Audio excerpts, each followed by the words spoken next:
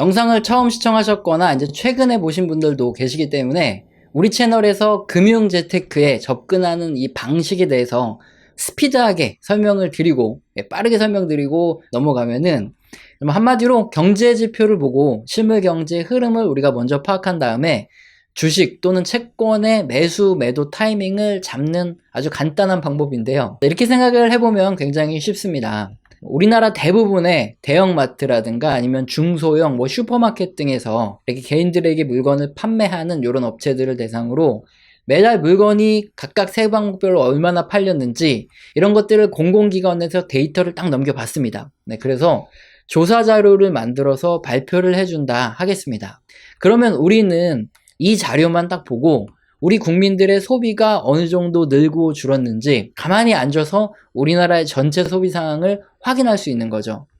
이 그림 자료는 우리나라 자료는 아니고 미국의 소매 판매 증가율 자료입니다. 근데 그림을 보시면은 요게 2000년대 IT 버블과 9.11 테러 때 주식시장이 폭락하고 경기가 침체됐던 거고 2008년 금융위기가 있고요. 2016년 중국발 부채 위기가 있고 2020년 코로나가 있죠. 요때를 보시면은 다 공통적으로 소매 판매 증가율이 쭉 낮아지다가 침체가 끝나고 나면은 다시 쭉 올라가고 역시나 침체가 되기 전에 소매 판매 증가율이 쭉 낮아지다가 침체가 끝나면 쭉 올라가고 이런 반복적인 패턴이 나타나죠. 그렇다면 우리가 이 불황이 지나가는 이 끝자락들 있죠. 이런 구간들에서 점점 소매 판매 증가율이 쭉 올라가는 이런 것들을 확인하고 소비 관련 주식들을 우리가 매수를 했다고 할게요. 그리고 반대로 소비가 이렇게 점점 줄어드는 이런 구간에 어느 시점쯤 이렇게 좀 많이 떨어졌다 할 때 그때부터 주식을 매도했다. 그럼 어떤 결과가 나올까요?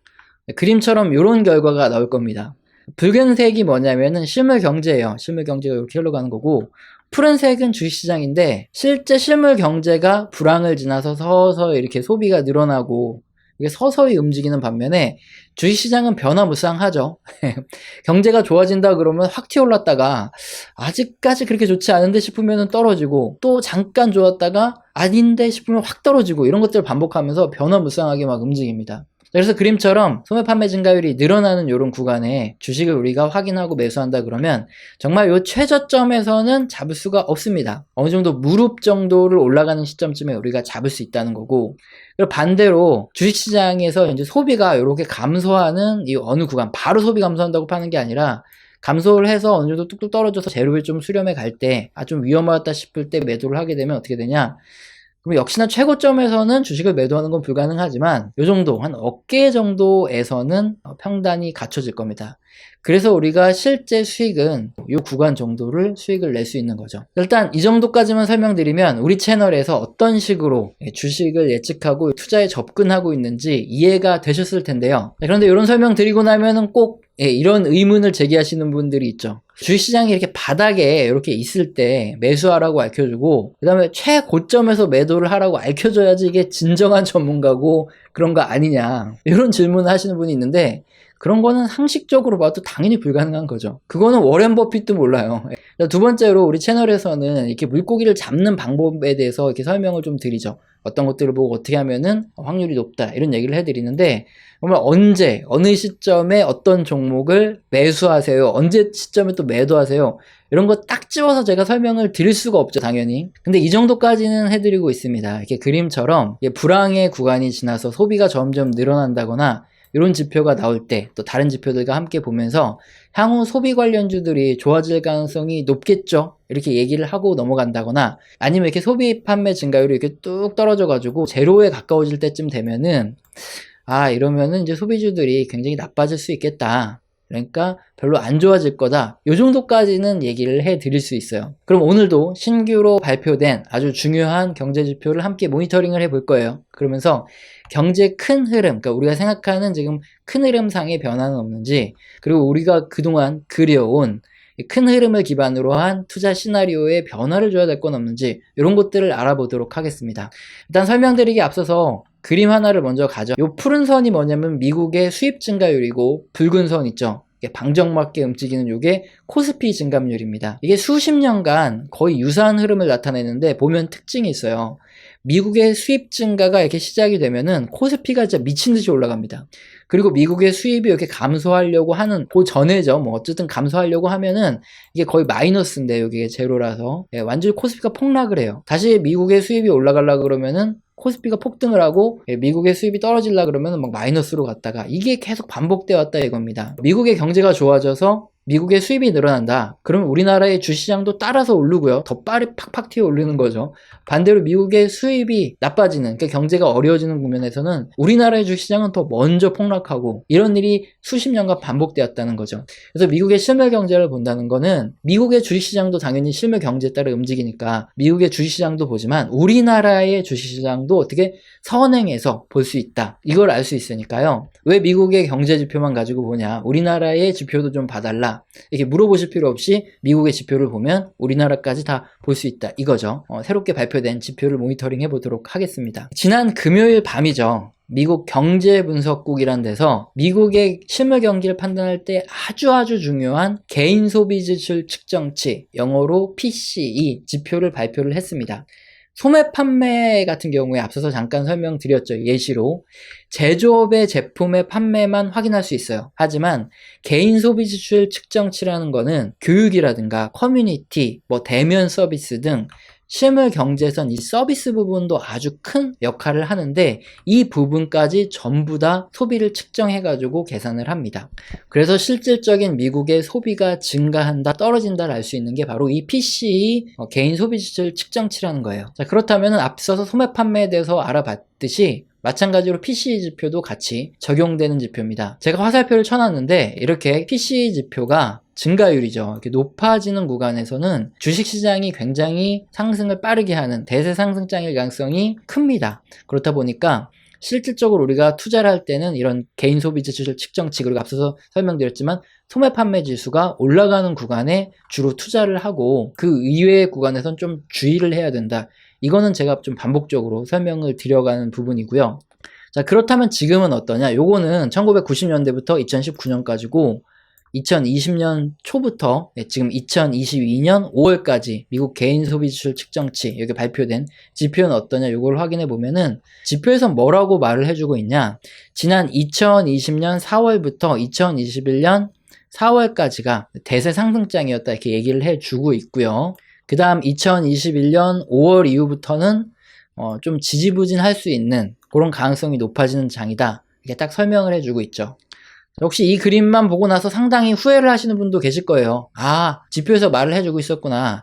내가 이 지표만 알았으면은 작년 5월부터 다 주식을 매도하면서 지금 굉장히 웃고 있을 텐데 후회를 하실 수도 있는데, 분명히 2020년 4월부터 2021년 4월까지 이렇게 급등하는 대세 상승장은 맞았습니다. 하지만 2021년 5월부터 2021년 12월까지 있죠. 주시장이 떨어지지 않았어요. 이게 S&P 500 지수인데 올랐습니다. 네. 그래서 결론만 들으려 하지 말고 내용 파악을 정말 제대로 잘 이해를 하셔라. 이렇게 말씀드리는 이유가 여기 있어요. 내용을 띄엄띄엄 대충 보고 딱 결론만 들으려고 하는 사람한테 이 지표를 보면서 이렇게 말을 했다고 할게요. 2021년 4월을 기준으로 대세 상승장은 끝난 게 맞다. 이렇게 얘기를 했다고 하면 결론만 듣거나 띄엄띄엄 듣는 분들은 보면 꼭 이때 다 매도를 합니다. 네. 그리고 나서 주시장에서 더 올라가잖아요. 그러면은 막 이런 돌팔이 같은 놈 어쩌고저쩌고 하면서 쌍욕을 하고 딱 떠나가요. 자, 그래서 띄엄띄엄 계속 보시다 보면 뭐 실력도 안 늘고 앞으로 똑같은 시장이 계속 반복될 텐데 대응도 안 된다. 그래서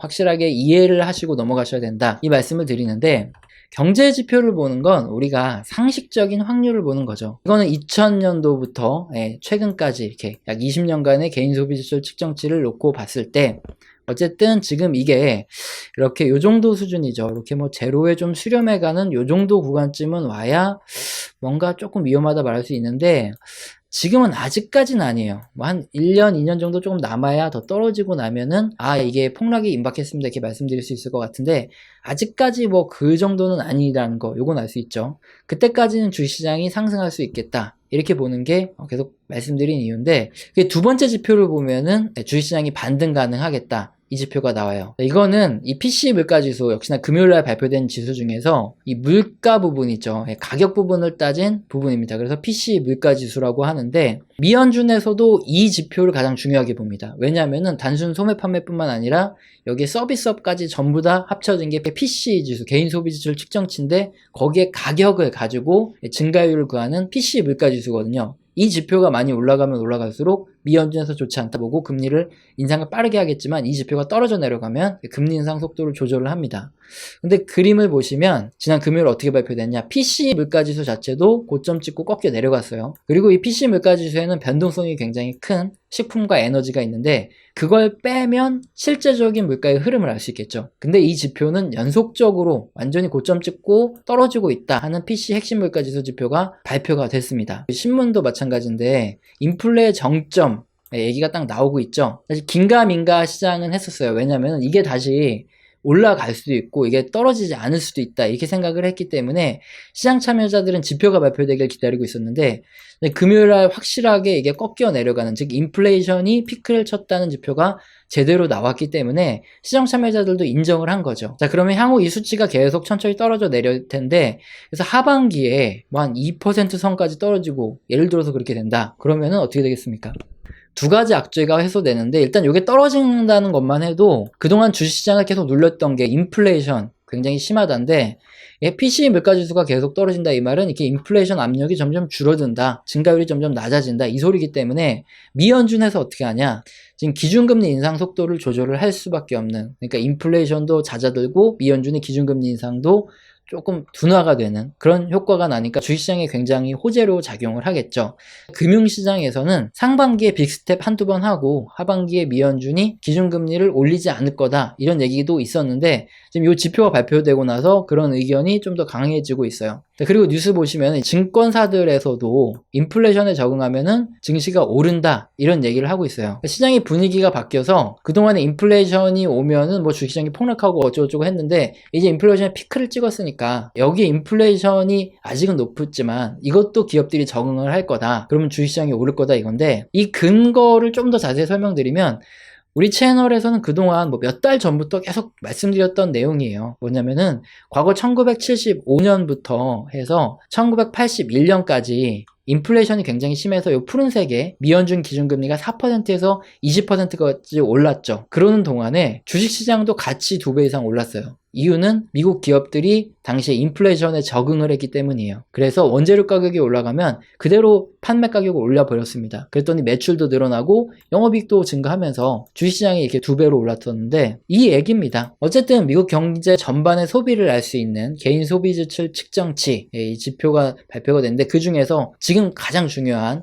PC 물가지수와 핵심 PC 물가지수가 인플레이션이 정점을 지났다 이런 지표를 발표해 주면서 지금 투자자들의 심리가 많이 변하고 있다, 이게 핵심이 되겠죠. 뭐 지표들과 상황을 좀 더 지켜봐야 되겠지만 하반기부터는 주식시장이 반등할 가능성이 높은 이런 근거들이 계속 나오고 있으니까 쭉쭉 올라주길 좀 기대해 봅니다. 어려운 시기를 버텨내시면서 함께 기다리신 분들이 많은데 좋은 소식 있기를 지금부터 좀 간절히 바라보고요. 다만 또 반복적으로 말씀드리지만 우리는 하반기쯤에 주식시장이 반등해서 상승할 것이다 이렇게 계속 봐왔어요. 하지만 큰 흐름에서 봤을 때 향후 1, 2년 내에 경기가 침체되고 폭락이 다가올 가능성이 굉장히 높다 보고 있죠. 따라서 주식시장이 상승을 할 때 우리는 점점 전체 포트폴리오 중에서 주식의 비중을 줄여나가서 리스크를 관리하는 데 집중을 해야 될 그런 시기라고 말씀드려봤죠. 자, 누가 목에 칼을 들이대고 따라해라 이렇게 하는 거 아니죠. 어차피 유튜브는 참고 의견을 제가 말씀을 드리는 거니까, 특히 주식시장이 뭐 하반기에 올라간다 그랬을 때 리스크를 알아서 관리하겠다 이거예요. 생각이 같으신 분들은 뭐 함께 움직이시면 되지만 생각이 다르신 분들도 굉장히 많아요. 나는 뭐 지금 손절을 했는데 자꾸 올라간다 그러면 짜증나니까 굉장히 스트레스를 많이 받아서 그런지 굉장히 좀 민감하게 반응하시는데 뭐 참고만 하시길 바랍니다. 우리 채널에서는 가끔 후원 주시는 분들이 계세요. 근데 감사합니다 이렇게 말로 때우지는 않고요. 한 달 교육 프로젝트 진행해서 제가 후원 주신 분들께 한 달 교육을 진행을 해드리고 있습니다. 영상 설명란 읽어보시고 해당되시는 분은 꼭 메일 주셔서 한 달 교육 받아보시기 바라고요. 오늘 영상도 마음에 드셨다면 구독과 좋아요는 꼭 눌러주시고 지속적인 시청 부탁드립니다. 감사합니다.